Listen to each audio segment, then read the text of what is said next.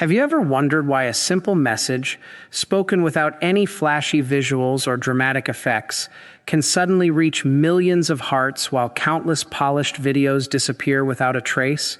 Somewhere at this very moment, someone is lying awake long after midnight, endlessly scrolling through their phone because sleep refuses to come. They're carrying a burden they have never shared with another person, silently hoping for something, anything, that might ease the weight pressing on their heart. At that same moment, a quiet 3-minute video is making its way across the internet. There are no expensive graphics, no emotional soundtrack, no carefully planned viral strategy.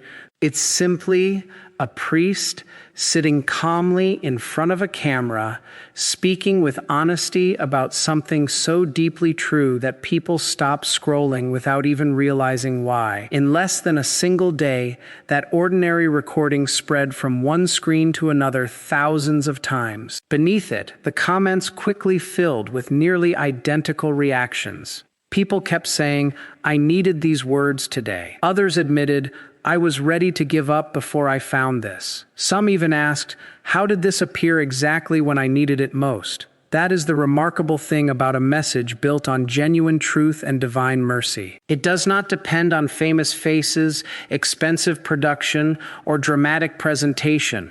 Truth carries a power all its own. When spoken clearly, it cuts through the endless noise of a tired world filled with fear, pressure, loneliness, and people quietly searching for hope they can barely explain. The teaching that suddenly captured so much attention was not some newly discovered idea. In reality, its roots stretch back many decades to words connected with a humble Polish religious sister named Saint Faustina, who carefully recorded extraordinary experiences in a simple diary. Yet when those same timeless truths were explained in plain, understandable language for people living in an age overwhelmed by guilt, comparison, anxiety, and hopelessness, they struck hearts in an entirely new way. This story is about that message, why it spread so rapidly, who it reached, and why there is a strong possibility that if you are hearing these words right now, your arrival here is not simply random. Because the surprising reality is that this story is not truly about a video becoming popular. It is about something much more personal. It is about you and a doorway that has quietly remained open far longer than most people realize.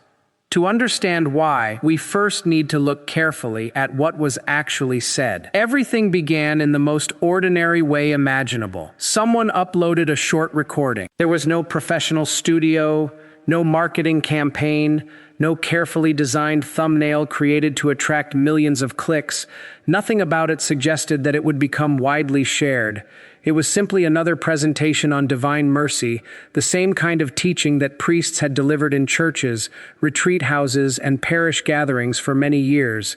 Yet something about the exact moment it appeared, the clarity of its language, and the way the message connected with people, caused it to spread far beyond anyone's expectations. Almost immediately, the responses began to appear. But these were not the usual comments people often leave beneath religious content. Instead of writing brief phrases like "God bless" or "wonderful message," viewers began opening their hearts in deeply personal ways. One individual admitted that they had nearly abandoned their faith completely, and this happened to be the final video they watched before deciding not to walk away.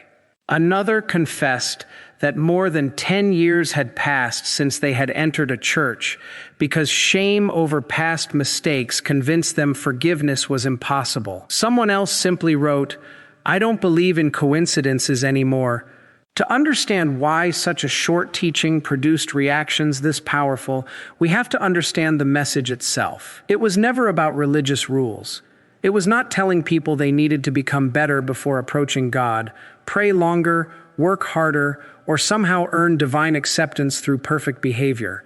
In fact, it taught exactly the opposite. It declared that God's mercy is so immense that it does not wait until someone has repaired every broken part of their life before welcoming them. That truth reaches back to the private revelations recorded by Saint Faustina during the 1930s. According to her diary, Christ revealed that mercy is not a prize reserved for those who have already succeeded. Mercy is offered first to those who recognize how desperately they need it. The more deeply wounded a person is, the greater their need for mercy, and therefore the greater their invitation to receive it, not the smaller. That completely overturns the quiet image many believers have unknowingly carried for years. The picture of God as a distant judge keeping score, carefully counting successes and failures while waiting to decide whether someone has finally earned his attention. Instead, the video presented an entirely different picture. It described God not as someone standing far away with folded arms waiting for perfection, but as a loving father rushing toward his child the moment they fall, just as a parent instinctively runs to comfort a child who has scraped their knee without first demanding an explanation or asking whether they deserve help. That simple image, repeated throughout the talk in different forms, seemed to break through emotional walls that many people had carried for years. But why did it resonate so deeply now? The answer lies in the world we are living in today. Across many countries, experts continue describing a growing crisis involving anxiety, depression, loneliness, and emotional exhaustion unlike anything seen in recent decades. Young adults report higher levels of stress than previous generations. Public health researchers now study loneliness with the same seriousness once reserved for widespread diseases. Technology has connected billions of people through screens, yet countless individuals have never felt more isolated. Into that exact environment came a message saying something almost impossible for many people to believe. You have not gone too far. You have not placed yourself beyond hope. You are not the one exception excluded from mercy. You are exactly the kind of person mercy was always meant to reach. Some of the most unforgettable words spoken in the video were also among the simplest. The speaker explained that no matter how many times someone stumbles, no matter how many years they have spent away from God, and no matter what particular mistake convinces them they can never be forgiven, heaven's first response is not rejection. It is joy that they have finally turned back. The message is not, "Where have you been all this time?" but rather, "Welcome home." That single truth settled deeply into the hearts of thousands of viewers because it challenged an image of God that many had quietly carried since childhood. Later, many people shared that they had grown up in homes or churches where the focus often centered on sin, punishment, and fear. They understood in theory that God is loving, but emotionally they imagined him as someone constantly disappointed with them, watching every mistake with silent frustration. The video never suggested that sin should be ignored or treated lightly. Quite the opposite. It acknowledged the seriousness of sin without hesitation, but it also made an important distinction between the seriousness of the wound and the compassion of the one who heals it. A skilled doctor does not refuse treatment because an illness is severe. In reality, the greater the sickness, the faster the doctor acts. That comparison completely changed the emotional atmosphere surrounding the message. Instead of guilt pushing people farther away from God, it became the very reason they finally felt safe enough to return. Shame naturally whispers that the safest place is hiding. Mercy answered with the opposite invitation: bring nothing into darkness. The very thing you fear revealing is the place where God's mercy most desires to enter. By the following morning, the recording had spread across countless pages and profiles. Viewers translated portions into different languages, added their own subtitles, clipped shorter segments, and shared them with friends and family. What had started as a normal recording of a familiar teaching suddenly became something many people described as a lifeline. Yet the story behind that message began long before social media existed. Long before online comments filled with strangers admitting hidden struggles to one another. It began with a worn notebook that looked completely ordinary. Inside were handwritten pages produced over nearly 6 years by a young religious sister who had received only limited formal education. She never intended those pages to become famous. She wrote because her spiritual director instructed her to record everything carefully. He believed something deeply important was taking place. and feared those experiences might otherwise disappear with time. The young nun lived a quiet convent life that appeared unremarkable from the outside. She cooked meals, worked in gardens, completed household duties, and carried out ordinary responsibilities shared by countless sisters.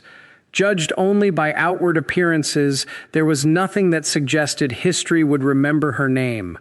Ironically, that became one of the strongest parts of the message itself. God did not choose a celebrated theologian, a respected scholar, or an influential church leader to deliver this reminder of mercy. Instead, he chose someone almost everyone would have overlooked. By ordinary human standards, she possessed few qualifications that the world usually celebrates. Throughout those years, she carefully recorded what she believed were conversations, visions, and instructions received directly from Christ. Although the details varied, nearly every experience returned to the same central theme: mercy.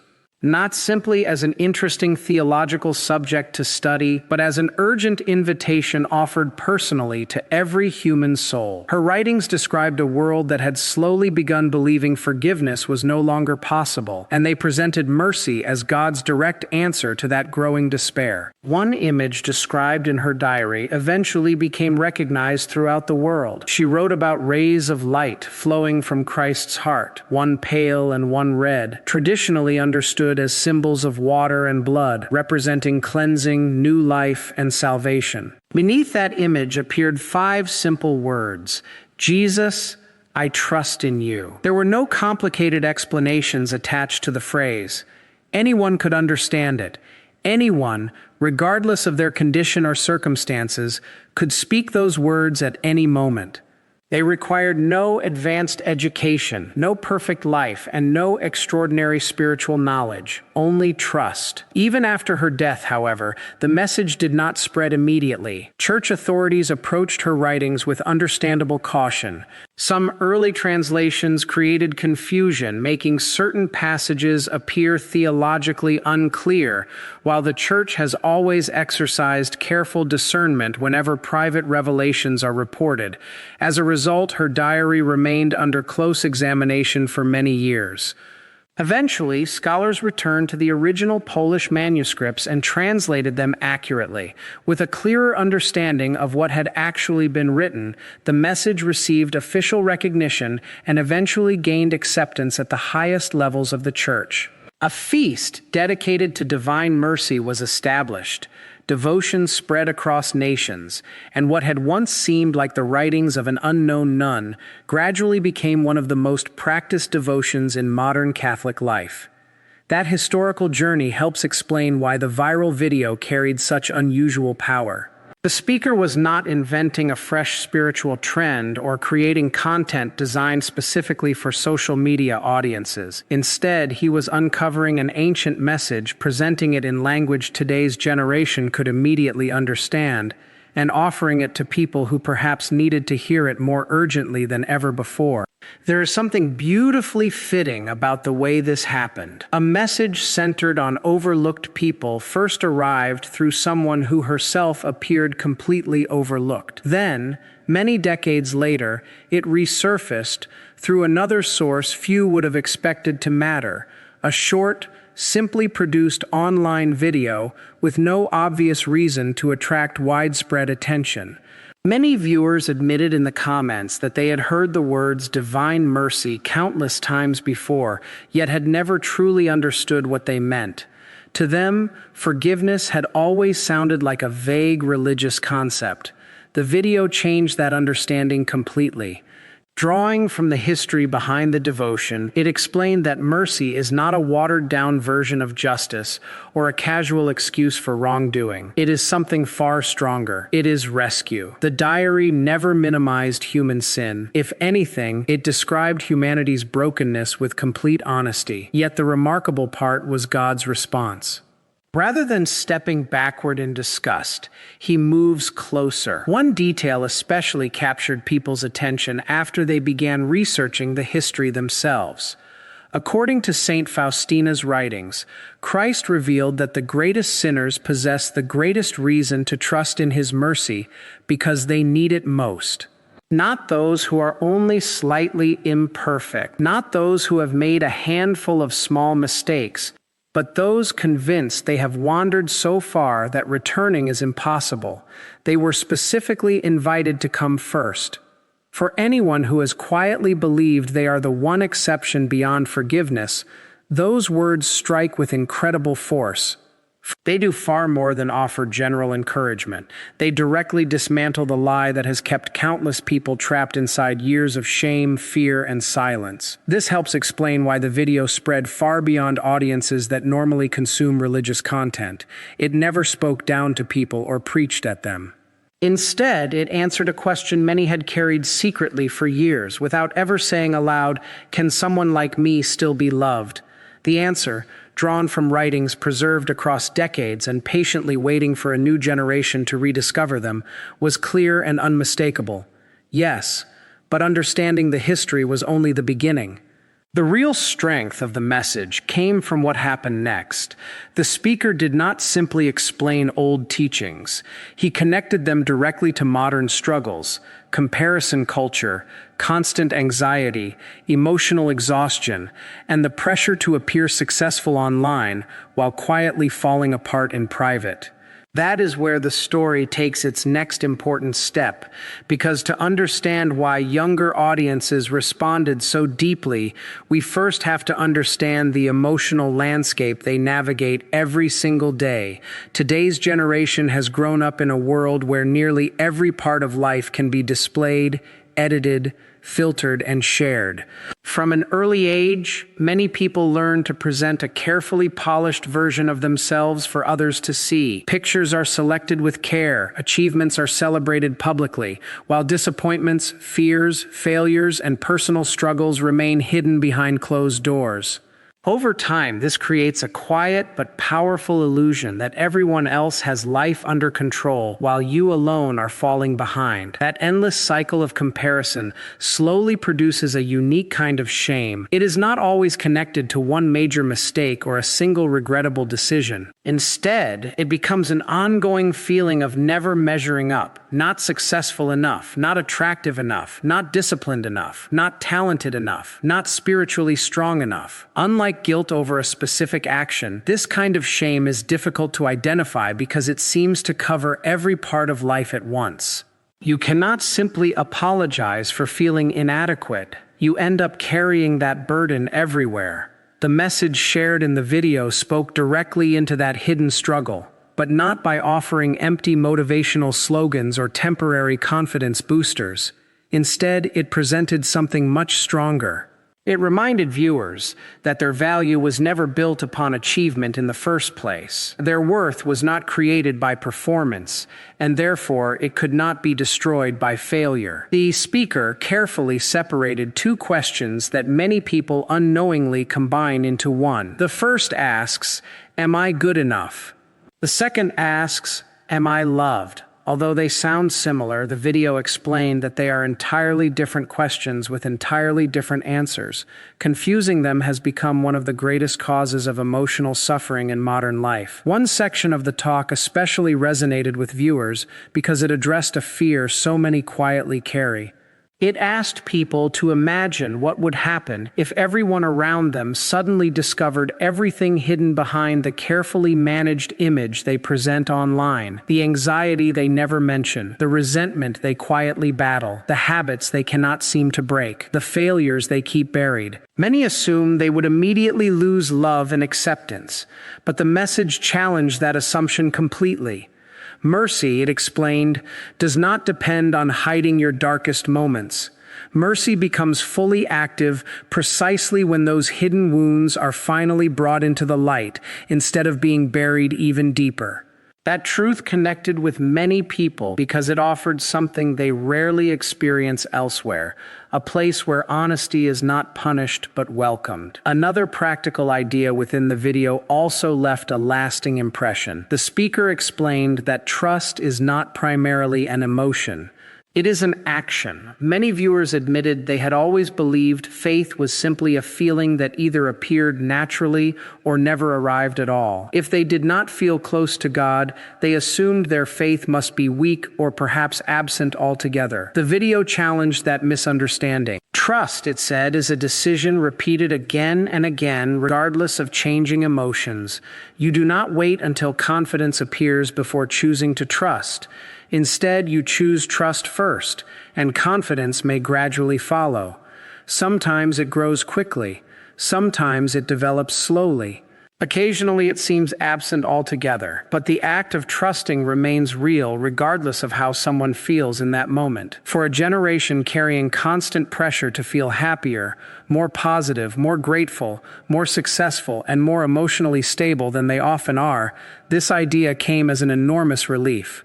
It reminded them that forgiveness is not dependent upon feeling forgiven. Love is not dependent upon feeling lovable. Emotions may change from day to day, but God's mercy does not rise and fall with them. Feelings may eventually catch up, or they may take much longer. Either way, they were never the requirement. As conversations continued beneath the video, the comments section gradually transformed into something unexpected. Instead of functioning like an ordinary online discussion, it became a place where complete strangers encouraged one another with honesty and compassion. People who would never dare speak openly to close friends or even family members found themselves admitting painful truths to individuals they had never met. What they received in return was not condemnation or ridicule, but understanding. Without intending to, the community itself became a living example of the very message being discussed. Many younger viewers also carried another kind of wound, one connected to authority, institutions, and organized religion. Numerous comments expressed disappointment caused by scandals, hypocrisy, painful experiences, or feeling judged instead of welcomed inside religious communities. Yet the video avoided becoming a defense of any institution. It focused instead on a personal relationship with Christ. It described someone who moves toward broken people instead of away from them. That distinction mattered deeply to viewers who had almost abandoned faith altogether. They were not necessarily rejecting God himself. Many were rejecting an exhausting image of God they had gradually accepted over time, a God whose approval depended entirely upon constant performance and flawless behavior.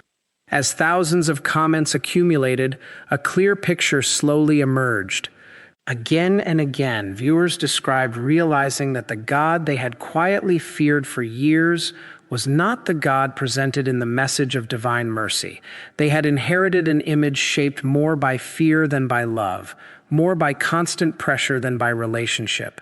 Once that distorted picture began to fade, many experienced something they had not felt for a very long time: hope. Not everyone experienced immediate transformation, and not every struggle disappeared overnight, but enough people found genuine encouragement that a quiet, ordinary video unexpectedly became something many described as life-changing. Naturally, that raised an important question. Once someone experiences relief, what comes next? Emotional comfort by itself rarely lasts. Encouragement fades unless it is followed by practical direction. The speaker understood this and deliberately guided the audience beyond reassurance toward action. That transition became one of the most powerful parts of the entire message because it answered the question nearly every viewer was silently asking: what should I actually do now? The second half of the talk shifted away from simply removing fear and toward showing people a clear path forward. Relief without action usually disappears within days, sometimes within hours. Many viewers later pointed to one particular moment in the video, saying almost word for word that it changed everything for them. The turning point centered around one of the oldest and simplest practices connected with divine mercy. The invitation was not complicated. It was not reserved for experts in theology or people with extraordinary spiritual lives. It simply invited people to approach God honestly during prayer, reflection, or confession, and say 5 uncomplicated words: Jesus, I trust in you. Those words were never presented as a magical formula capable of instantly solving every problem. Instead, they represented a deliberate choice made in the middle of uncertainty rather than after uncertainty had completely disappeared. The speaker emphasized that trust is not the reward waiting at the end of perfect faith. Trust is the very first step. For many people, this completely transformed something that had always seemed impossible into something surprisingly simple. They did not need a dramatic conversion experience. They did not need every problem solved before approaching God. They only needed the willingness to say those 5 words honestly, even if their trust felt weak, uncertain, or painfully small. Many viewers later admitted that they decided to try exactly that on the very same evening. They were not expecting an extraordinary experience or some dramatic emotional breakthrough. Most approached it simply because they had exhausted every other solution they could think of. They whispered those 5 words, almost the way a drowning person reaches for a hand without knowing whether anyone is truly there. What surprised them was not an instant miracle or overwhelming emotional excitement. Instead, they described something much quieter and in many ways much more lasting. They spoke about a gradual sense of release, as though a burden they had carried alone for years no longer rested entirely on their own shoulders.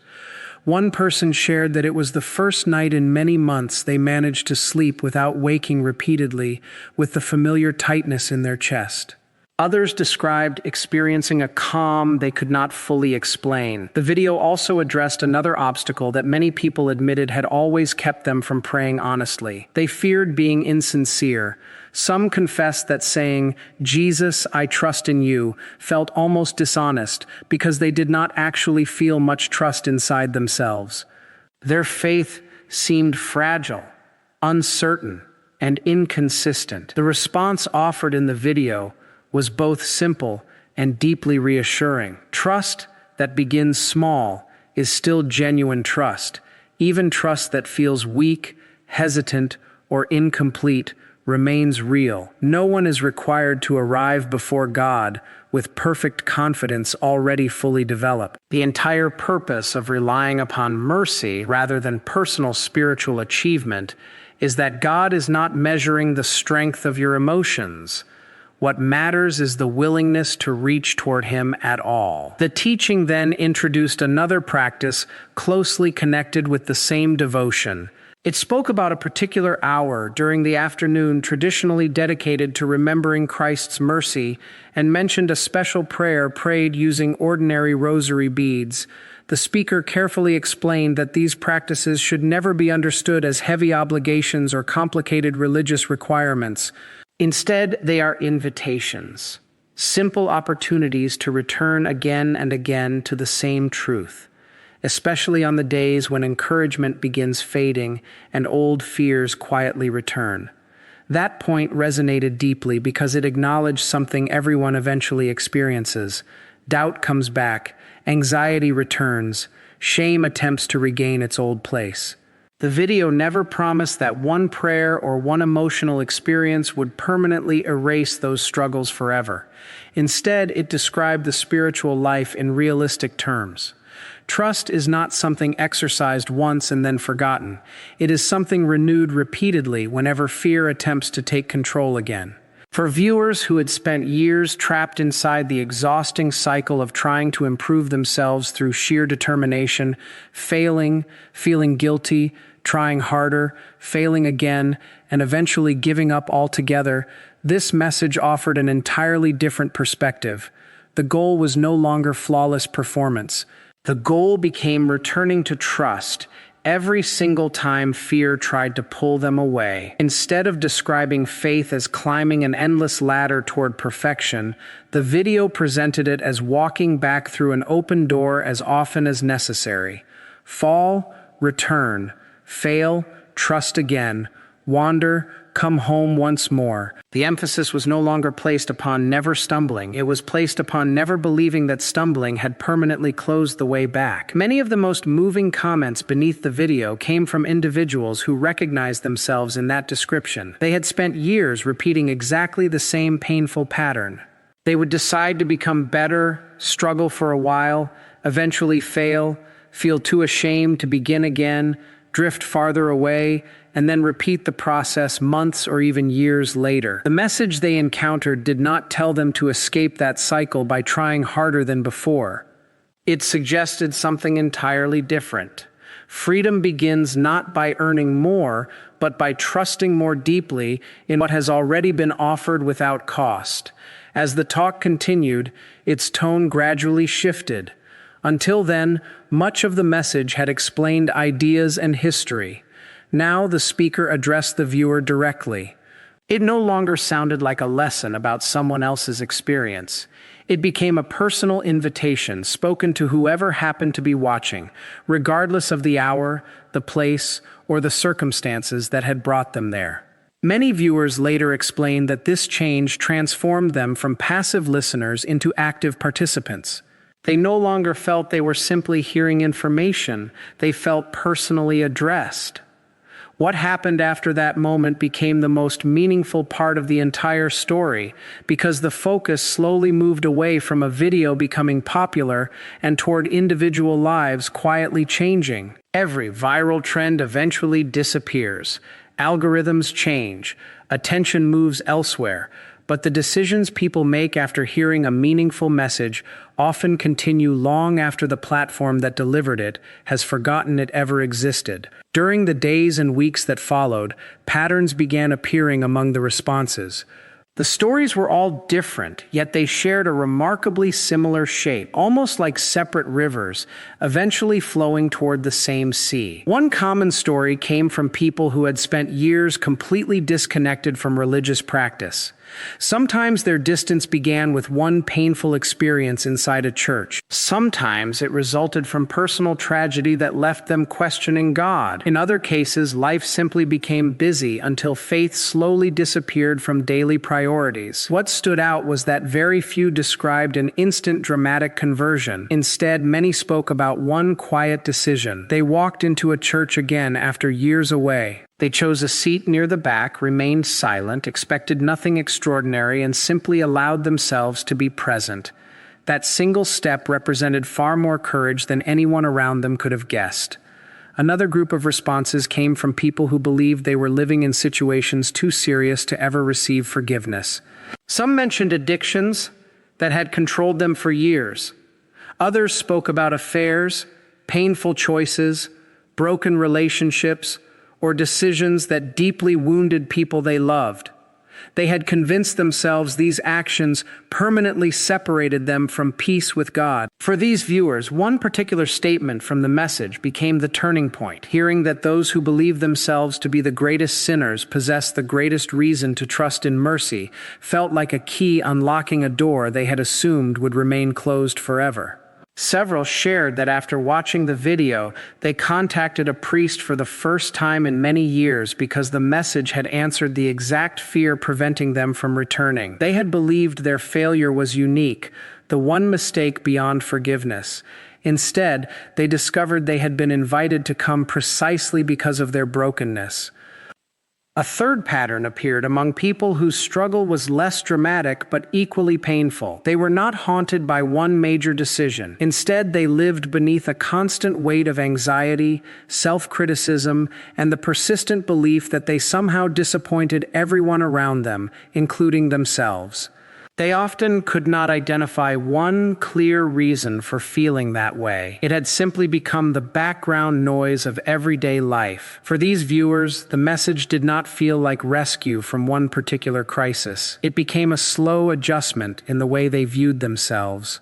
Many printed the words, "Jesus, I trust in you," and placed them where they would see them every day, not as a lucky charm or magical object, but as a gentle interruption whenever harsh self-judgment began taking over their thoughts again. It is important to notice something here.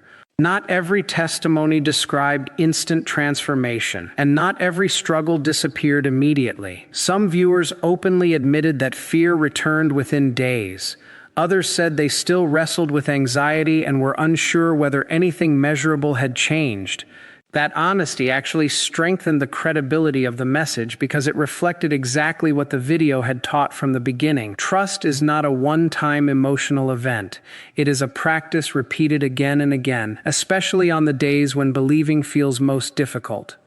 What connected nearly every one of those stories, whether dramatic or quiet, immediate or gradual, was a remarkable change in the question people were asking themselves.